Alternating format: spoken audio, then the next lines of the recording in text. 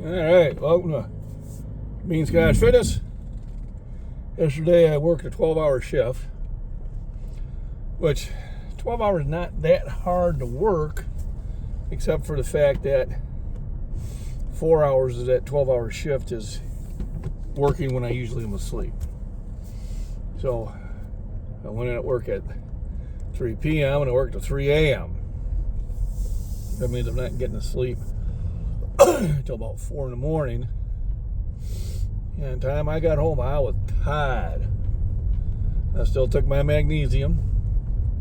Still took my moringa for breathing. But next thing I woke up was about 5:30. Had to take care of, well, you know, if you're older, you know what I mean. And I woke up about 10 after 8. Not feeling too bad. But I'm still thinking a little early for me to be getting up.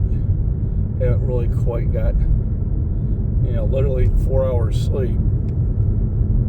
But finally by about 9:30, that was all I could handle. I had to get out of bed. But, it does kind of kill my day. Just because I spend, 2 or 3 hours of my active time actually have to spend in bed. And I'm thinking, I could do a 12-hour shift every now and then, but if I was going in at 11 and working until 11 a.m. to 11 p.m., it'd be a lot easier on me because I'm up during that time anyway. But an interesting thing that I had noticed on my research, somebody was asking me at the gym, how come a multivitamin, even though they're a big pill, how can they have everything that you need? And then if you buy the vitamins separately, literally you would have a handful. So I was doing some research on that. And they're saying they use a lot of stabilizers and fillers and stuff like that. But then I was noticing about 3 years ago, I made a series on the benefits of vitamins and minerals. And when I was researching it,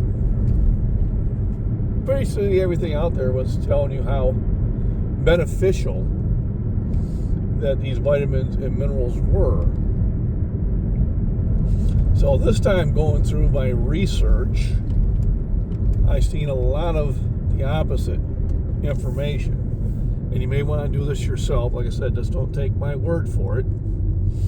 Because my conclusions I may be drawing from this may be different than your own, which is perfectly okay and probably should be.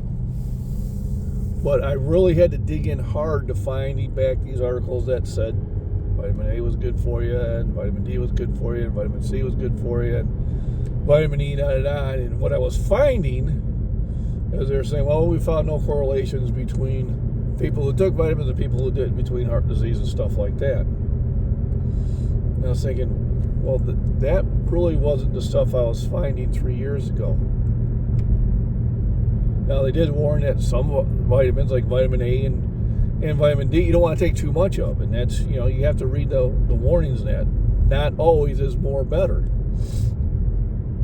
But I had to really dig hard to find the positive stuff that 3 years ago jumped right out at me.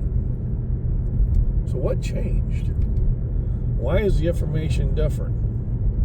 And some of these were studies from, places that you would think are a reliable source. I mean, it wasn't like I was going to Wikipedia. Some of these were, medical centers doing these studies. And I was thinking, well, first of all, how do you do a study on somebody who's been taking vitamins all their life versus somebody who hasn't? Kind of have to take their word for it. And genetics obviously plays in part too. There's a lot of different things. Now I gotta get some fuel, so I'm gonna pause it and hopefully I'll keep my train of thought.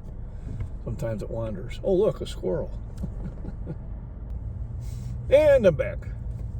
So my point is the information that's being shown up there at first has changed.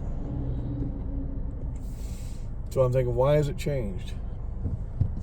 These studies were not recent studies. They've been out there for a while. And I started thinking about, what were they saying? So they were saying it wasn't vitamins won't help you prevent heart disease or cancer. Okay. I somewhat agree with that, but then again, I know some people of prominence have died of lacking a certain mineral that did affect their heart. I know people have gotten severely ill because their intake of vitamins and minerals that would help their immunity was very low. So, my saying, is this something that they're putting that information out there to discourage the use? And if so, why? And I don't know the answers. Personally, my opinion is I think vitamins and minerals in the right dosages are beneficial to your well-being. Now, some of the things that the study says I agree with. You should try to get most of that from your diet. But they're saying, well, you can get them all from your diet. Not the way people are eating today. That's a rarity. You just think about what the average, I'm talking average, I'm not talking your gym goer, I'm talking your average person. What are they eating? They're eating a lot of fast food, a lot of processed food, a lot of ready to eat. And a lot of those foods, a lot of junk food. And none of those foods are getting your daily requirements of vitamins and minerals. Just ain't doing it. So I still encourage people to take their vitamins and minerals. So I still encourage the vitamins and minerals intake. I think they're going to allow your body to fight off infections better. We know that many of these minerals and vitamins are required for bodily functions. I have talked numerous times about the importance of magnesium,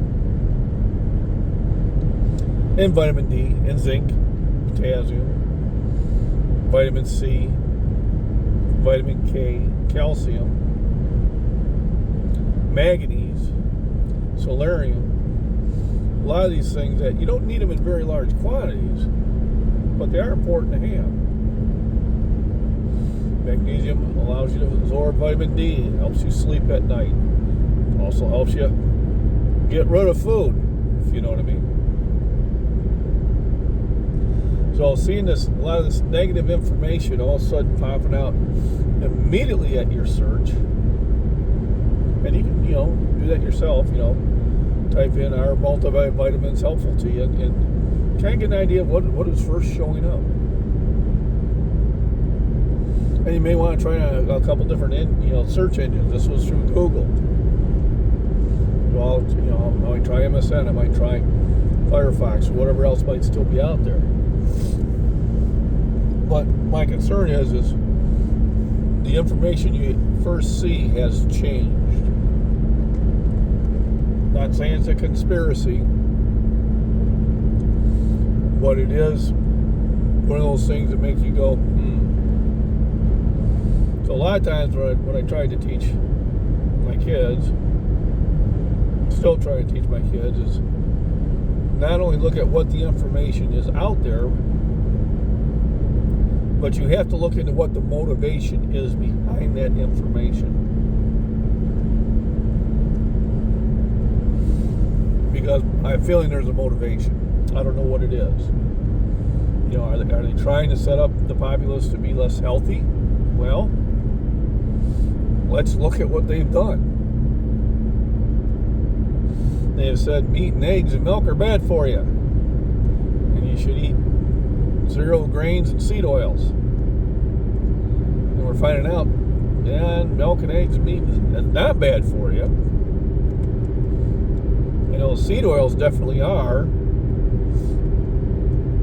And necessarily those grains are not giving you the type of benefit you might have thought. Once again, do your own research. I invite you to do it because it's a good process to go through. You are probably more apt to retain information than if you research what you heard. I'm having a lot of discussions with my son on various topics, when he says something, I pull out the computer and I research it. And I found about 80% of the time his initial information was either very biased or was incorrect. Now 20% of the time it is correct. So that's why I pull out the computer, and that's why I take a look. But I don't want to say, oh no, you're wrong, without actually going and looking. I don't know everything, but I have something that allows me to pull up a lot of information so I can be well informed on the subject. If I spend, and sometimes folks, it's spending 30 seconds. When I see people, when I see people regurgitate false information that they could have spent 30 seconds realizing that it was clickbait or it was purposely cut short to force a narrative. The latest one is, certain candidates saying, oh, I called all the immigrants animals. No, he didn't. And had people just explode on TikTok and stuff like that, making a damn fool of themselves because they didn't go to the whole article. What he said was the ones that are killing our people are, and I would agree with that. Are all immigrants animals? Hell no. Some of the best people I know came over here from Poland, from Afghanistan, from China, from Mexico, from Brazil. They came over legally. They're some of the hardest working people I know. I would say far harder working than what's coming out of your colleges these days. But that's a generalization. You still have wonderful people coming out of college. But that's just that thing where you're not getting all the information. So I always invite you to sit there and research anything I put out. Now, I do research before I say it, but I only don't want to give out false information. And the whole thing on vitamins is, I still believe vitamins and minerals are good for you. They are a supplement. They are not a replacement. They are a supplement to a nutritious meal. I'm not saying take these and you can still eat garbage. Because you are what you eat. And if you eat poor food, even with multivitamins, it's still not going to be as healthy as you could be. So one of my keys to health is rest. Right? You got to have your rest. Your body's got to repair itself. Sometimes you just got to mentally deload. I know I needed that the last couple days. You need proper nutrition. That means clean, wholesome foods, meats, dairies, vegetables. If you go, people are going on this carnivore diet, and they feel great for it. Right? I'm on an omnivore diet. I eat everything. Now, a good portion of my meal, more than half what I eat, is beef, or chicken, or fish, or eggs. And then during the summer, because I got the garden going, I do increase my intake of vegetables significantly. And I feel better doing it. And I mean, actually just growing the garden is therapeutic in itself. Get you outdoors, get you out in the sun, get a place to unwind, relax, enjoying the fruits and vegetables of your labor. So I'll always say that's a good idea. That's one thing that's not going to change. And then you just gotta, exercise. Gotta keep the blood circulating. Keep the muscles toned. Keep the bones and tendons strong. That doesn't mean you'll lift heavy weights like I do. That's just what I do. But any sort of physical activity for more than 20 minutes, 3 days a week, will help with your health. I haven't seen anything come up negative about that, but I'll do the search today and see if that's changed. Because if the change, what you are getting on multivitamins and minerals has changed, well, let's see what else has changed. So I'll do that today. I should have time, if I remember. And if I watch it, I'll shoot this up as a premiere again. And sometimes it helps me remember what it is I wanted to research. So basically, rest, always number one. Nutrition, that's good foods, fruits, vegetables, meats, poultry, vitamins and minerals, and natural supplements. I talk about arginine. I'm picking up creatine again. I've just really read a lot of good things about that. Moringa for my breathing, turmeric, and a few others, cayenne pepper, things like that are kind of helping my body stay active and have fun. You got to have fun. All work and no play makes Jack a dull boy. You got to have fun. So on a day like today where it's cloudy, that's usually when I run in the gym. I try to have my fun there. I am running late today. And that's because of the 12-hour shift. I will make it up tomorrow. But then when the day it is sunny, I get outside. Got to get that sun in. The sunshine will make you feel so much better about a lot of things. It's just very, very therapeutic. There we go. So I invite people to sit there and do their own research, as I do. Even when I hear things from other creators or sources that I trust, I still do research, and sometimes I find a different opinion. And sometimes people will draw different conclusions. My conclusion is that something has changed on the information that's being presented to us over the last 3 years. Now, the motive behind that, or is there a motive behind that? That I don't know. So I'm not going to make this big conspiracy theory. Although a lot of those have come true. But it's something to make you say, why is that? So now I'm going to try to look for other forms of that same thing and see if it's a trend. And if it's a trend, then I will sit there and try to think about what motive might be. But folks, no one's going to tell me that a proper diet, rest, nutrition, and natural supplements in the right dosages are bad for me. I'm just not going to go that direction. I know how I feel now versus how I feel when I do get off of vitamin, because there has been times where I've just stopped taking vitamins and supplements for a year. And then I have something hit me and it's devastating. And then I get back onto it and then I can tell my health is better. Will it prevent a heart attack? Maybe not. But it'll give me a better enjoyment of life. Why it? Will it prevent cancer? I don't know.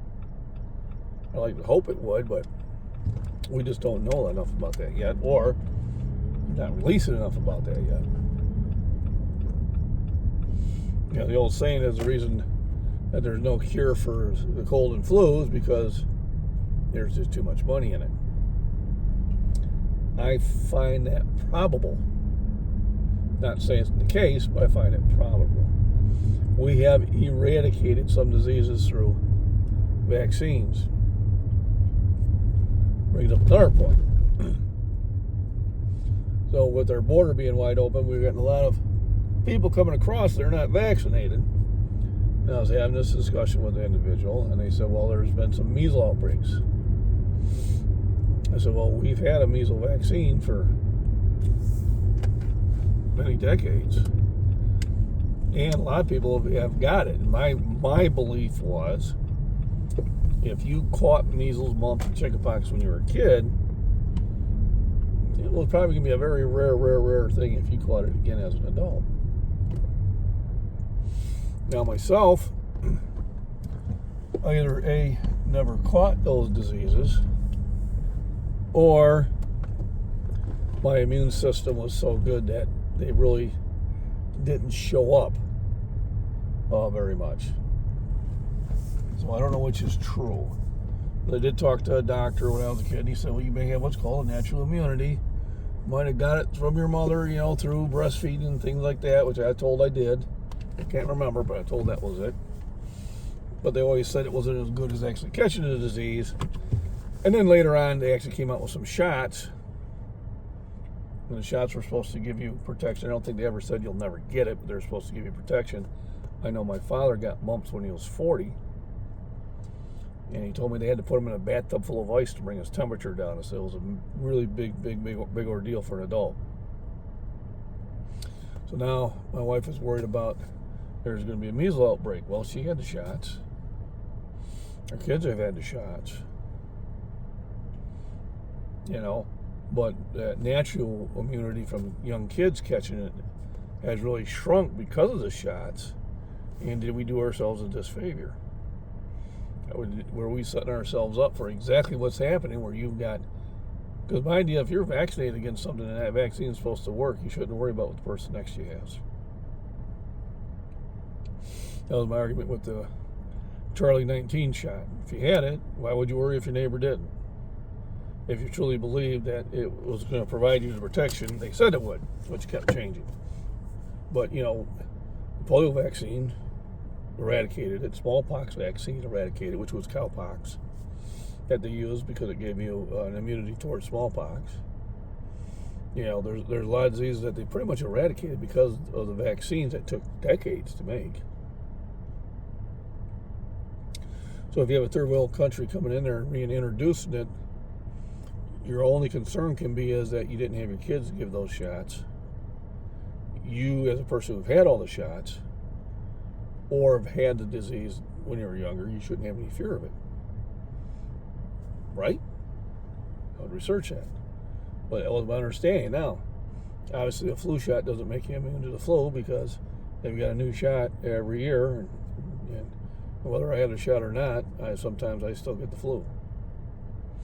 And if they have a shot for the flu, why don't they have one for the common cold? Inquiring minds want to know. I don't have the answer. But it's questions you should be asking. You go to the store and buy me some food for work, and I'll be right back. So anyway, I hope you find this information intriguing, at least. Okay, some of the reasons why I bring it out there is to stimulate your curiosity and to get you doing maybe a little research. I find when I research things about health and fitness, it kind of certifies my desire to go in and lift and stay healthy. Kind of justifies all that work that I'm doing for the results. Now, saying that, I am my worst critic. I'm my hardest critic. So I'm always looking at what can I do better. So I can tell that I'm not doing the walks that I used to do because I can see some physical changes, I would say additions. So I know as soon as the weather starts warming up and the sun comes out, I got to start doing more outdoor activities. And that's one thing you always got to do is, like, you know, don't be upset that things are not going as well as you'd like them to, but it's okay to sit there and reset, get back into it. And oh man, I took the wrong turn here. So a lot of times I just gotta sit there and replan and say, okay, I need to get back into this. I stopped doing that. Yeah, I remember a time when I was doing A, B, and C and D, and now I'm just doing A and B. And you gotta sit there and work around those things.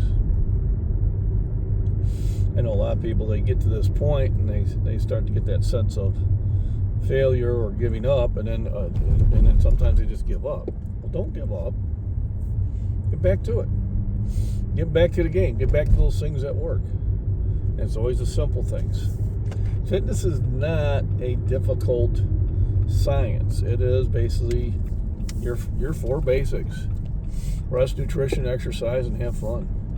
And really, it's all there's to it. They'll break it down as scientists, and you'll have careers going, stop doing this. You know, or if you're doing this, you're doing it wrong. And no, if you're exercising, you're doing it right. All right, if you're getting sleep, you're doing it right. If you're eating fairly good food and taking good supplements, you're doing it right. If you're doing activities that you enjoy doing, challenges that you enjoy doing, you're doing it right. There's 1,001 ways or more of staying in shape. You don't have to you must use the Scottish McBean method. No, that's one method.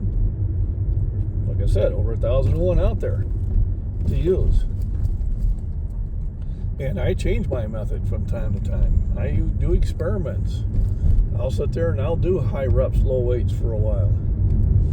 Just because I want to sit there and change what I'm seeing in the mirror. You know, I started walking because of the inspiration I got from Michael at the Body Beatdown.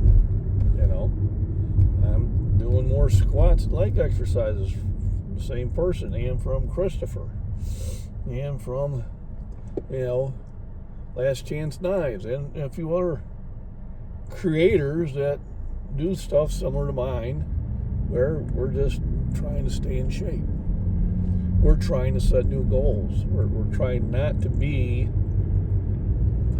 accept that because you are at X an age, you must act a certain way.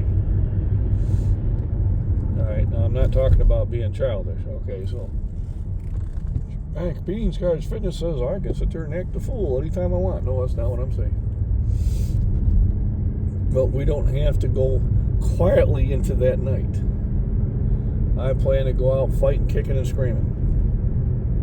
All right, I am going to sit there and try to stay physically strong as long as it is possible for me to do so. And really, the only person that's going to stop me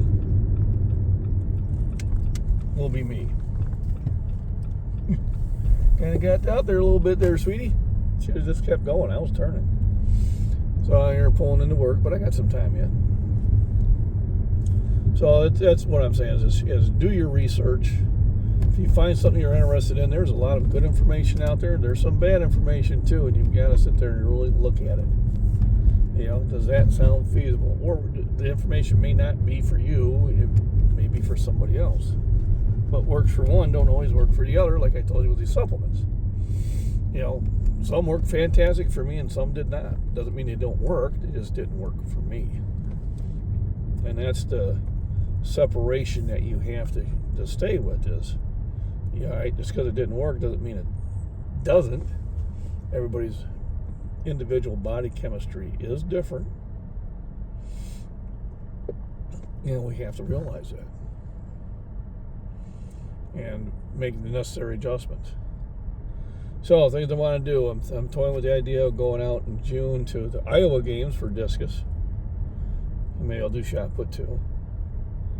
And I'll probably be looking for a lifting event probably as early as August, depending on where my training is going. But obviously next March, I have something to do because I qualified for Arnold's. I thought there was a spot open up here.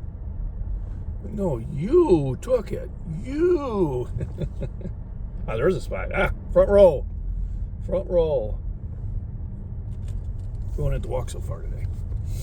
Not that I'm adverse to walking. But it's getting a little bit more enjoyable to work. I'm meeting more people. We're starting to talk a little bit. There's a few of us that actually have been here for 2 years now. So we're not all strangers. And kind of enjoying that. I do have to grab my food, so I don't buy protein shakes anymore. I buy tubs of cottage cheese. $3.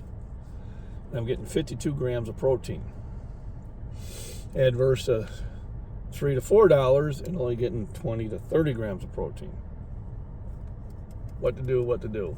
So I buy the cottage cheese. Now, I do have my candy. So, Steve Shaw at Bend the Bar, man, on Instagram, and he's got a YouTube channel too. But I think, you know, are protein bars candy or are they protein? Well, yes, they are both. So, 30 grams of protein, which my body needs. And yes, it's candy.